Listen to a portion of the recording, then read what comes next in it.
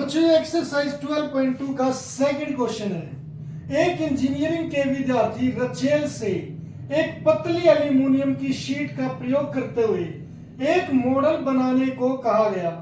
उसने एक मॉडल बनाया बच्चों, जो एक ऐसे बेलन के आकार का हो जिसके दोनों सिरों पर दो शंकु जुड़े हो। तो बच्चों यहां पर पहले हम एक बेलन ले लेते हैं। यहां पर ये एक बेलन ले लिया ऐसे। फिर बच्चों इस पर हमें एक शंकु को हमें लगाना है यहां पर।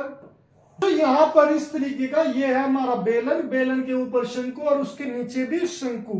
इस तरीके से हमने यहां पर मॉडल बनाया है। इस मॉडल का व्यास बच्चों, मॉडल का व्यास, व्यास क्या होता है बच्चों, जहां पर सर्कल दिखता है ये हमारा व्यास है बच्चों।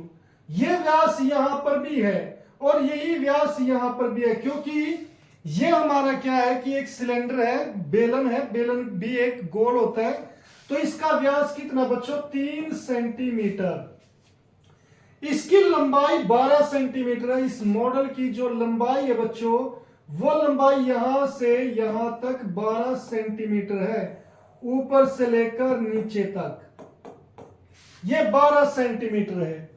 यदि प्रत्येक शंकु की ऊंचाई 2 सेंटीमीटर है, तो बच्चों शंकु की ऊंचाई होती है वो यहां पर होती है 2 सेंटीमीटर, और यहां पर ये भी क्या होती है 2 सेंटीमीटर। तो ये दोनों ऊंचाई 2 सेंटीमीटर है। तो रचेल द्वारा बनाए गए मॉडल में अंतर्विष्ट हवा का आयतन ज्ञात कीजिए बच्चों। अब इसमें कितनी हवा आएगी, हमें उसका आयतन ज्ञात करना बच्चों। अब आयतन ज्ञात करने के लिए इस मॉडल का आयतन निकालना पड़ेगा बच्चों। सबसे पहले हम इसका आयतन निकालने के लिए ये देखेंगे कि इसमें किस किस चीज की जरूरत है बच्चों। ऊपर शंकु है तो शंकु का आयतन निकालना पड़ेगा। शंकु का आयतन क्या होता है, 1/3 पाई आर स्क्वायर एच। तो उसके लिए मुझे त्रिज्या चाहिए शंकु की और एच हाइट चाहिए। हाइट दिया बच्चों, त्रिज्या हमें निकालनी है। ऐसे इसमें बच्चों फिर मुझे बेलन का आयतन निकालने के लिए पाई आर स्क्वायर एच फार्मूला होता है। तो उसका इसकी त्रिज्या चाहिए आर है और एच इसकी हाइट ऊंचाई चाहिए। तो बच्चों यहां पर पहले हम लिखेंगे शंकु या बेलन का व्यास, बेलन का व्यास जो कितना दिया बच्चों, जो है डी, वो हमें दिया है 3 सेंटीमीटर। तो बच्चों जो ये व्यास दिया ये मॉडल का है, तो ये बेलन का भी है, बेलन का यहां पर शंकु का भी और इस शंकु का भी व्यास है। अब व्यास की मुझे जरूरत नहीं, मुझे किसकी जरूरत है, शंकु या बेलन की त्रिज्या, शंकु या बेलन की त्रिज्या। अब बच्चों क्योंकि ये दोनों की त्रिज्या सेम है, तो इसलिए हम क्या लिखेंगे, व्यास बटे 2, जो किसके बराबर आएगी बच्चों, 3/2 सेंटीमीटर। अब आप इसे डिवाइड मत करें कि कहीं इसको 1.5 लिख दो, इससे 3/2 ही रहने दो बच्चों, क्योंकि बाद में जब कैलकुलेशन होगी तब हम देखेंगे इसको। अब बच्चों फिर मुझे क्या चाहिए, शंकु की ऊंचाई चाहिए। शंकु की ऊंचाई दी है, शंकु की ऊंचाई जिसे हम किससे दिखाएंगे बच्चों, एच से, तो वो कितनी है, 2 सेंटीमीटर है। अब बच्चों मुझे बेलन की, शंकु की दोनों ऊंचाइयां दी है वो मिल गई। अब बेलन की ऊंचाई चाहिए मुझे। तो बच्चों बेलन की ऊंचाई इसे हम किससे दिखाएंगे, इसे एच से दिखाएंगे, और ये कितनी हो जाएगी बच्चों, 12 सेंटीमीटर। अगर बच्चों आप यही चीज सोच रहे हो तो आप बिल्कुल गलत सोच रहे हो। क्यों सोच रहे हो, क्योंकि बच्चों जो बेलन की अगर मैं ऊंचाई लिखूं तो ये ऊंचाई पूरे मॉडल की है 12 सेंटीमीटर, तो ये इतनी नहीं है। इसकी ऊंचाई कितनी है बच्चों, ऊपर से यहां पर 2 सेंटीमीटर शंकु ये है और 2 सेंटीमीटर शंकु ये है, तो यहां पर जो बेलन की ऊंचाई केवल इतनी है, यानी कि 12 में से 2 - 2 यानी कि 8 सेंटीमीटर है। तो इसीलिए बच्चों हम यहां पर 12 नहीं लिख सकते, हम लिखेंगे 8 सेंटीमीटर।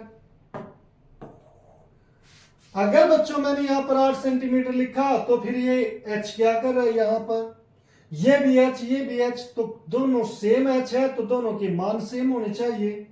तो इसे आप क्या लिख लो, h1 लिख दो। तो इस तरीके से बच्चों हम इसे अलग कर सकते हैं। अब बच्चों मॉडल में उसने कहा कि मॉडल में अंतर्विष्ट हवा का आयतन, मॉडल में अंतर्विष्ट हवा का आयतन, इसका मतलब है बच्चों कि उसके अंदर कितनी हवा आ सकती है। अब बच्चों इसका आयतन निकालने के लिए हवा कहां कहां आ सकती है, हवा इसमें भरी जा सकती है, ये क्या चीज है, शंकु है। यहां पर हवा भरी जा सकती है, ये क्या है, बेलन है। यहां पर हवा भरी जा सकती है, ये क्या है, शंकु है। तो बच्चों दो शंकु, यानी कि हम क्या लिखेंगे, दो शंकु का आयतन, और दो मैं इसलिए लिख रहा हूं क्योंकि बच्चों ये दोनों शंकु सेम है, प्लस बेलन का आयतन, प्लस बेलन का आयतन, ये दोनों लिखे जाएंगे बच्चों।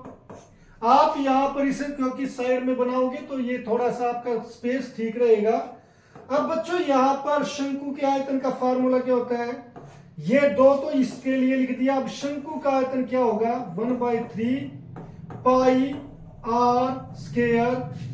आर इसकी शंकु की त्रिज्या आर ही है बच्चों, आर ही लिखेंगे। शंकु की ऊंचाई मैंने किससे दिखाई, एच से, तो एच लिखेंगे। ये हो गया प्लस बेलन का आयतन, बेलन का आयतन क्या होता है बच्चों, पाई आर स्क्वायर एच। आर इसके लिए यहां पर बच्चों इसकी भी त्रिज्या आर ही है बेलन की, तो आर लिख दो। मगर बेलन की ऊंचाई कितनी है, h1 है, तो बच्चों यहां पर क्या लिखोगे, h1। तो इस तरीके से बच्चों मैंने ये फार्मूला बना दिया। अब यहां पर जो चीज कॉमन आ रही है बच्चों, जैसे पाई कॉमन है, पाई ले लो कॉमन, आर स्क्वायर है, आर स्क्वायर कॉमन ले लो, तो पाई आर स्क्वायर कॉमन आ गई।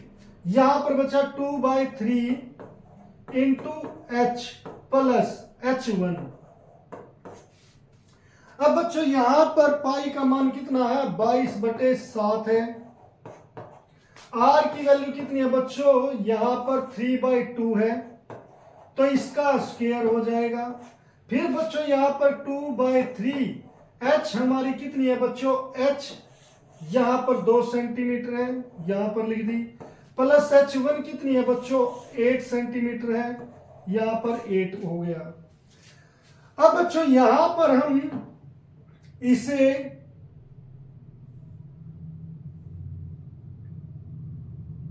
यहां पर सिलेक्ट कर लेते हैं बच्चों।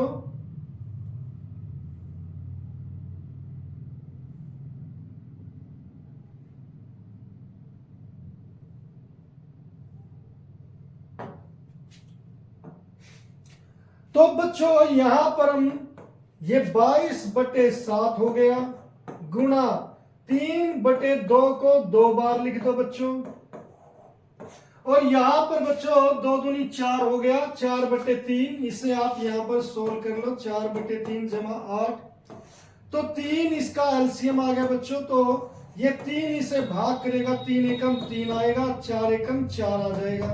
अब इस 3 को बच्चों 1 से भाग करेंगे तो आएगा 3, 3 की गुणा यहां पर 3 अट्ठे 24, तो ये हो गया 28/3।